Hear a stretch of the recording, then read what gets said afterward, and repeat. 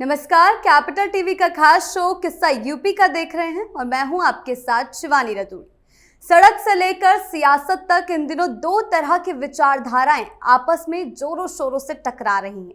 स्वामी अभिमुक्तेश्वरानंद और योगी आदित्यनाथ का विवाद हर दिन एक नए मोड़ पर पहुंच रहा है। स्वामी अभिमुक्तेश्वरानंद ने एक बार फिर गौ संरक्षण के मुद्दे पर सरकार को खुली चुनौती दी है।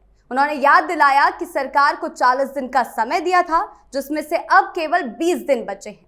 उनका कहना है, हम सरकार को याद दिला रहे हैं कि गौ माता को राज्य माता का दर्जा देने के लिए समय कम बचा है और अगर जल्द ही इस मांग को पूरा नहीं किया गया तो वो अपने समर्थकों के साथ प्रदर्शन करेंगे और आगे क्या करना है उसकी रणनीति बनाएंगे। साथ ही उन्होंने सीएम योगी पर कई हमले किए हैं। उनका कहना है, कालनेमी कौन है इसका जवाब नहीं दिया गया, इसलिए हम लोगों पर कालनेमी को पहचानने की जिम्मेदारी आ गई है। हमने सोचा सबसे पहले इन्हीं से शुरुआत की जाए कि ये असली हिंदू हैं या फिर ढोंगी हिंदू। वहीं दूसरी तरफ वो डिप्टी सीएम का समर्थन करते नजर आ रहे हैं, यानी कि ये जुबानी जंग खत्म होने का नाम नहीं ले रही। और आखिर इस मुद्दे को इतना क्यों भड़काया जा रहा है, इसी पर चर्चा करने के लिए मेरे साथ स्टूडियो में मौजूद हैं कैपिटल टीवी के executive editor Rajeev Kumar. Sir, बहुत बहुत स्वागत है आपका। धन्यवाद। सर, एक बार फिर एक नया अल्टीमेटम, आखिर इस मुद्दे को इतना क्यों खींचा जा रहा है? देखिए, ये मुद्दा है ही नहीं, ये एक स्क्रिप्ट लिखी गई थी, ये मुद्दा क्रिएट किया गया था और उसी को एक एक स्टेप करके आगे बढ़ाया जा रहा है। पहली बात में इन लोगों ने ये तय किया था कि संगम के तट पर जब माघ स्नान करने का समय होगा तो उस समय लाखों हिंदू हर रोज जाएंगे स्नान करने के लिए और ऐसे वक्त का इस्तेमाल करो, क्योंकि पिछली बार महाकुंभ के दौरान जिस तरह से करोड़ों लोगों ने स्नान किया है उससे सनातन धर्म संस्कृति पर योगी आदित्यनाथ की पकड़ और ज्यादा मजबूत हुई है और उत्तर प्रदेश के अलग अलग इलाकों से आए लोग जब अपने घरों की तरफ गए तो यहाँ की व्यवस्थाओं पर सवाल नहीं उठा रहे थे, बल्कि यहाँ की व्यवस्थाओं की सराहना कर रहे थे।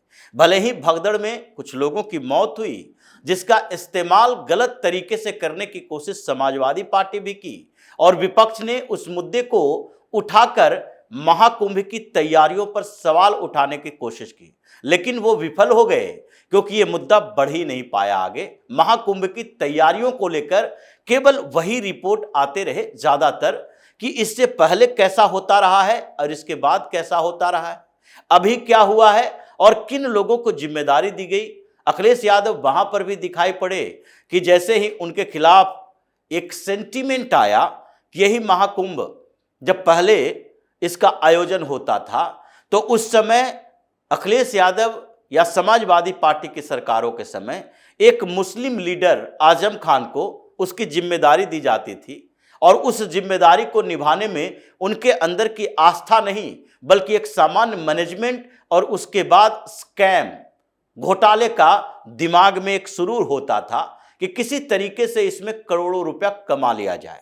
लेकिन योगी आदित्यनाथ उस टेस्ट में पास हो गए तो इन्होंने आगे इंतजार किया माघ स्नान, और ऐसे समय में एक चुना गया कि ऐसे एक संत को चुनो जो कि हमारे इशारे पर काम कर सके। वही निकले अभिमुक्तेश्वरानंद।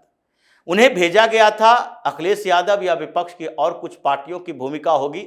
अखिलेश यादव ज्यादा उभरकर सामने आ रहे हैं, इसलिए इनको डायरेक्ट इन्वॉल्व कहा जा रहा है क्योंकि इनका मकसद उत्तर प्रदेश की सत्ता को परिवर्तित करना है, यहां अराजकता पैदा करना है, तो इसलिए अखिलेश यादव उसमें सबसे ऊपर होंगे।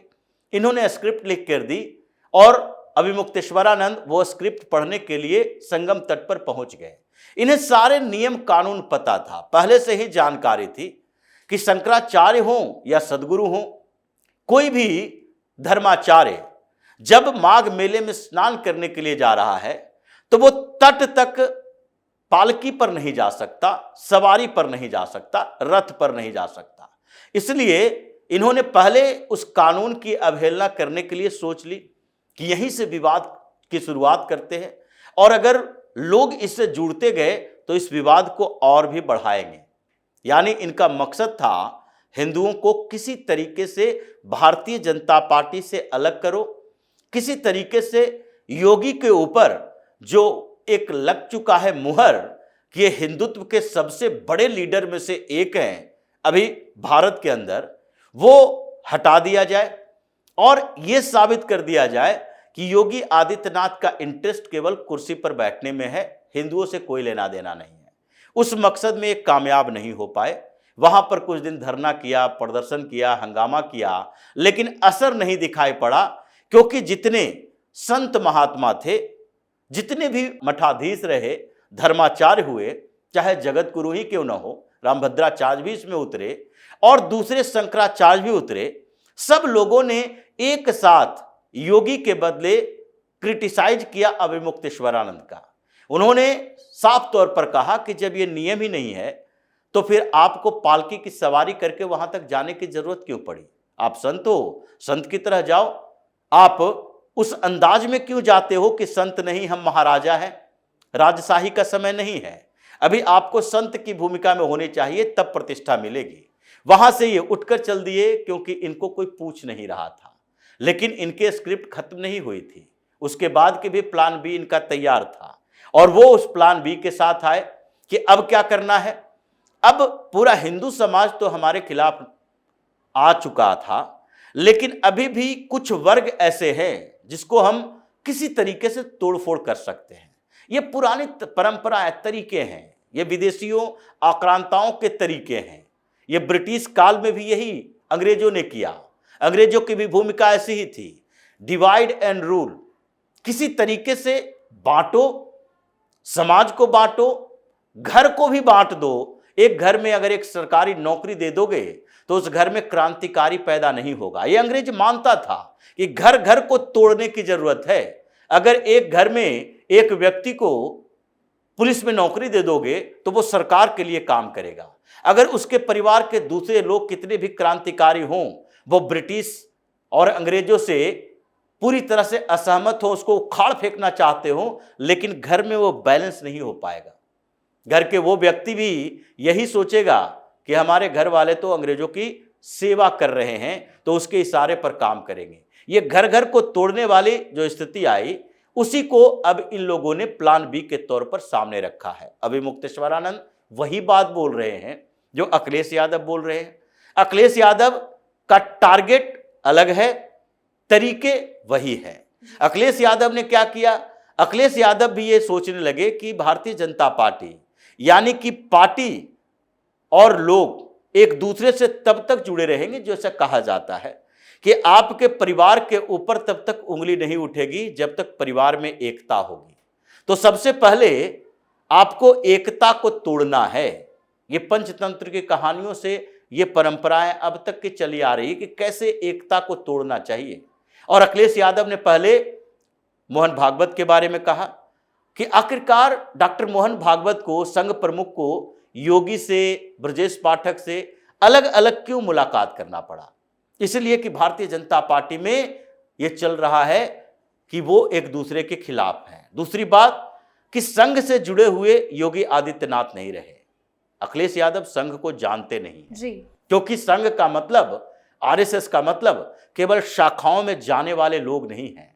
आरएसएस कार्यकर्ताओं की लिस्ट नहीं रखता और आरएसएस से जुड़ने के लिए आपको कोई फॉर्म नहीं भरना पड़ता पॉलिटिकल पार्टियों की तरह। यानी कि ऐसा नहीं है कि आरएसएस से जुड़ना चाहते हैं, संघ से जुड़ना चाहते हैं तो उसी तरह की परंपराएं तरीके हो, जैसे कि समाजवादी पार्टी से जुड़ना है तो 5 रुपया दो और एक फॉर्म भर दो, आप उसके कार्यकर्ता बन जाओ, मेंबर बन जाओ। संघ का मेंबर बनने की जरूरत नहीं होती, ये मेंबरशिप की बात नहीं होती है। वो जितने भी हिंदुत्व पर काम करने वाले संगठन हैं, ये संस्थानें हैं, सब संघ के साथ जुड़ा हुआ है। तो योगी आदित्यनाथ डायरेक्ट संघ के मेंबर हैं कि नहीं, संघ के पदाधिकारी हैं कि नहीं, इसकी जरूरत ही संघ को नहीं पड़ी, क्योंकि योगी आदित्यनाथ तो उस परंपरा से आते हैं, गोरखपीठ से आते हैं, और वो तो हिंदुत्व की ही बात उनके गुरु भी करते थे, गुरु के गुरु भी करते थे। तो उनको डायरेक्ट संघ से जोड़कर संघ के पदाधिकारी बनाने के बदले भारतीय जनता पार्टी ने उन लोगों को जोड़ा जो कि भारतीय जनता पार्टी और संघ में कोई अंतर नहीं है। एक पॉलिटिकल विंग है, एक आध्यात्मिक सांस्कृतिक विंग है। तो इसलिए इस बात के बावजूद अखिलेश यादव ने मोहन भागवत को टारगेट करते हुए यही सोचा कि अब भारतीय जनता पार्टी को हराने के लिए जरूरी क्या है? बाहर की ताकतों को हम नहीं झुका सकते, यानी लोगों का उनसे जुड़ाव कमजोर नहीं कर सकते, अपने प्रति अट्रैक्ट नहीं कर सकते, तो दूसरा तरीका है कि इनके अंदर ही फूट डाल दो, दूसरे की महत्वाकांक्षा बढ़ाओ। ये वो व्यक्ति बोल रहा है, अखिलेश यादव जैसा, जो कि अपने घर में अपने चाचा को बेइज्जत करके बाहर निकाला, अपने बाप को बेइज्जत करके बाहर कर दिया, पार्टी में उनकी औकात खत्म कर दी, मुलायम से ज्यादा बोलते रह गए, संरक्षक बना दिया, अध्यक्ष भी नहीं रखा, और पूरी पार्टी पर कब्जा कर लिया, मुगल परंपराओं की तरह अपने बाप चाचा के साथ धोखेबाजी किया। वो कह रहा है कि भारतीय जनता पार्टी में गुटबाजी चल रही है। तो भारतीय जनता पार्टी में गुटबाजी नहीं है, क्योंकि ये कोई एक परिवार एक व्यक्ति की पार्टी नहीं है, यहां पे कैडरों की पार्टी होती है, और इसमें जितने नेता हैं वो सब चेक एंड बैलेंस में होते हैं। इसका नेतृत्व ऐसा बनाया गया है कि एक व्यक्ति कुछ नहीं है, पूरा संगठन एकजुट होना चाहिए, और सबकी अपनी अपनी भूमिका है। यहां तक कि प्रधानमंत्री की जो भूमिका है वो प्रधानमंत्री तक है। वो ऐसा नहीं है कि अगर भारतीय जनता पार्टी का कोई राष्ट्रीय अध्यक्ष होगा, कांग्रेस की तरह, कि कांग्रेस का कोई राष्ट्रीय अध्यक्ष है, उसको भी आला कमान के नाम पर राहुल गांधी के पास जाकर जी हुजूरी करना पड़ता है। कोई भी भारतीय जनता पार्टी का अध्यक्ष है तो पार्टी के कार्यकर्ताओं, संगठन के लोगों की मीटिंग में प्रधानमंत्री मोदी भी पार्टी के कार्यकर्ता की तरह पहुंचते हैं, और वहां पर सब कुछ राष्ट्रीय अध्यक्ष की जिम्मेदारी होती है। प्रधानमंत्री के तौर पर उनके ऐसा ओहदा नहीं बढ़ जाता, वो खुद ही बोलते हैं कि हम यहाँ भारतीय जनता पार्टी के कार्यकर्ता की तरह आए हैं। तो ये एक परिवार की, एक व्यक्ति की पार्टी नहीं है, जो कि जिसमें अलग अलग जिम्मेदारी वाले नेता नहीं हो। इसलिए ये ब्रजेश पाठक या योगी आदित्यनाथ के बीच झगड़ा करवाना, या केशव प्रसाद मौर्य और आदित्यनाथ के बीच झगड़ा करवाना, ये संभव है ही नहीं। भारतीय जनता पार्टी वो पार्टी है जिसने मुख्यमंत्री को भी बाहर किया तो उसकी औकात खत्म हो गई। कांग्रेस वो पार्टी है जिसने एक नेता को अलग किया तो कांग्रेस खत्म हो गई। शरद पवार अलग हुए, महाराष्ट्र से कांग्रेस आधा गायब। पश्चिम बंगाल में ममता बनर्जी अलग होकर पार्टी बनाई, कांग्रेस पूरी तरह से गायब। इसी तरीके से कोई भी स्टेट में स्टेट लीडरशिप पनपता है और कांग्रेस को खत्म कर देता है। भारतीय जनता पार्टी में ये बघेला, शंकर सिंह बघेल, ये गए थे गुजरात में अपनी पार्टी बनाने के लिए, जीरो पर आउट हो गए। कितने बड़े नेता, चाहे शत्रुघ्न सिन्हा हो, कीर्ति आजाद हो, यहां तक नवजोत सिंह सिद्धू हो, ये सारे लोग भारतीय जनता पार्टी छोड़कर गए। आज उनकी औकात जहां जहां भी गए हैं, एक अपनी पार्टी में छोटे कार्यकर्ता से भी नीचे है। शत्रुघ्न सिन्हा सांसद बन सकते हैं, लेकिन टीएमसी के वरिष्ठ नेता नहीं बन सकते। कीर्ति आजाद वही कर सकते हैं, लेकिन नेता नहीं बन सकते। जो स्थिति भारतीय जनता पार्टी में रही है, क्योंकि ये कैडर बेस्ड पार्टी है, ये चेहरे से नहीं चलती। हाँ, चेहरे से विश्वसनीयता बनती है, जैसे पीएम मोदी से या योगी आदित्यनाथ से। लोगों की विश्वसनीयता संगठन, सरकार और प्रशासनिक व्यवस्था पर बनी है। इसलिए जो अखिलेश यादव फूट डालने की कोशिश किए, वही अब अभिमुक्तेश्वरानंद कर रहे हैं। इन्होंने भी वही काम किया कि नहीं देखिए, ब्राह्मणों को, ब्रजेश पाठक को, ये बटुकों का सम्मान को लेकर कि वो है डिप्टी सीएम, जो है वो ज्यादा बेहतर व्यक्ति हैं, और ये योगी आदित्यनाथ ये धोखेबाज व्यक्ति हैं। लेकिन इससे क्या फर्क पड़ेगा? ब्रजेश पाठक खुद भी समझते हैं, या केशव प्रसाद मौर्य खुद भी समझते हैं, या भारतीय जनता पार्टी का कोई भी लीडर जो उत्तर प्रदेश से आता है, उसके अंदर ये पता है, भावना है, जानकारी है कि उत्तर प्रदेश में अगर चुनाव जीतना है तो आपको योगी आदित्यनाथ को आगे करना पड़ेगा, वही लीड कर सकते हैं।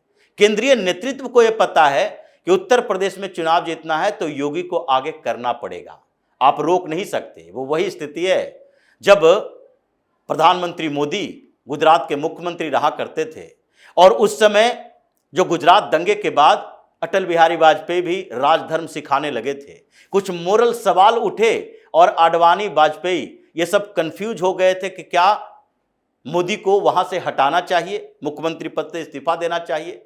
बाला साहब ठाकरे के दरबार में भी ये लोग उस समय उनसे सलाह लेने के लिए गए थे, और बाला साहब ठाकरे ने एक ही शब्द कहा था, अगर मोदी गया तो गुजरात भी तुम्हारे हाथ से गया, नहीं बचा सकते हो।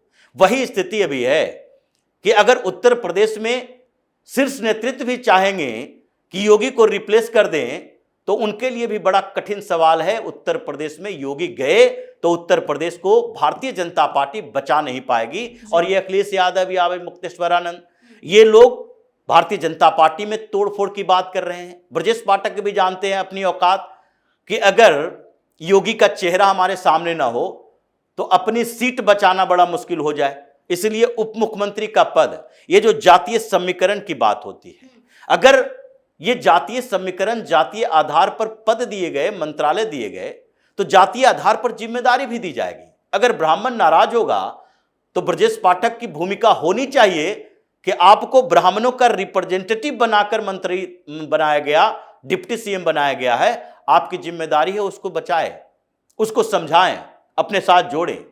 केशव प्रसाद मौर्य की जिम्मेदारी होगी कि अगर आपको दिया गया है तो आप मौर्य समुदाय के साथ साथ ओबीसी के नेता बनकर दिखाएं। ऐसा नहीं हो कि आप केवल फायदा उठाने के लिए पार्टी का फायदे में, सरकार की भूमिका में रहें और उसके बाद जब आपसे फायदा की बात आए तो दोनों हाथ खड़े कर दें। इसलिए ये किसी तरीके से अभी मुक्तेश्वरानंद के पूरे स्क्रिप्ट को देखते हैं तो लगता है कि ये अखिलेश यादव पहले करते हैं, किसी और तरीके से करते हैं और इनसे करवाने की कोशिश करते हैं। ये पूरा प्रोपेगेंडा ये 2027 के चुनाव के लिए है। लेकिन अभी मुक्तेश्वरानंद जो चैलेंज कर रहे हैं, गाय को राजकीय माता बना दो, गाय की पूजा और गाय के प्रति जो भावना है उसमें अगर एक तरफ अभी मुक्तेश्वरानंद को रख दिया जाए और कुछ वीडियो और फोटो ही योगी आदित्यनाथ का बाहर आ जाए जो गोरखपुर के मठ में होता है, उसके बाद अभी मुक्तेश्वरानंद किसी को मुंह दिखाने के काबिल नहीं रहेंगे। इसलिए ये विवाद नहीं है बल्कि ये एक क्रिएटेड प्रॉब्लम है, समस्या है, जो कि हिंदू समाज को इसके प्रति सजग रहना चाहिए और देखना चाहिए कि कौन उसका असली हितैषी है, कौन असली हिंदू, कौन नकली हिंदू। ये विवाद भी इसी तरीके का है कि आप समाज को बांटकर किसी तरीके से फिर से वही स्थिति लाना चाहते हो जो मुस्लिम अपीजमेंट की पॉलिटिक्स करने वाली पार्टियां सरकार में आए और सरकार बनाने के बाद तुम्हारे ही कंधों पर बैठकर तुम्हें ही दबाने की कोशिश करे। इसलिए अभी मुक्तेश्वरानंद का इलाज जो शुरू हुआ है वो अब इनके पाप का घड़ा भर रहा है। जो अभियान चलाने की कोशिश कर रहे हैं उसमें पूरा संत समाज इनके खिलाफ आएगा और हो सकता है समस्या यहां तक बढ़े कि जिस शंकराचार्य होने का अभिमान है, इन्हीं के कुछ चेले इनसे शंकराचार्य के ऊपर अधिकार को लेकर विवाद पैदा करें और इनको इन्हीं की कुर्सी से हटाने के लिए वही की कमेटी में फैसला आना शुरू हो जाए। जी सर, बहुत बहुत धन्यवाद आपका इन तमाम जानकारियों। धन्यवाद। अब ये जंग थमने वाली नहीं है, लगातार बयानबाजी तेज होती जा रही है और इस मुद्दे को बड़ा राजनीतिक विषय बनाने में कोई कमी नहीं छोड़ी जा रही। विपक्ष भी अपने भड़काऊ बयानों से इस मामले में आग में घी डालने का काम कर रहा है, लेकिन सरकार इस विवाद को शांत कराने की कोशिशों में जुटी हुई है। तो फिलहाल इस खास शो में इतना ही। आपकी इस बारे में क्या राय है हमें कमेंट सेक्शन में जरूर बताएं। वीडियो को लाइक करें, शेयर करें और चैनल को सब्सक्राइब करना ना भूलें। धन्यवाद।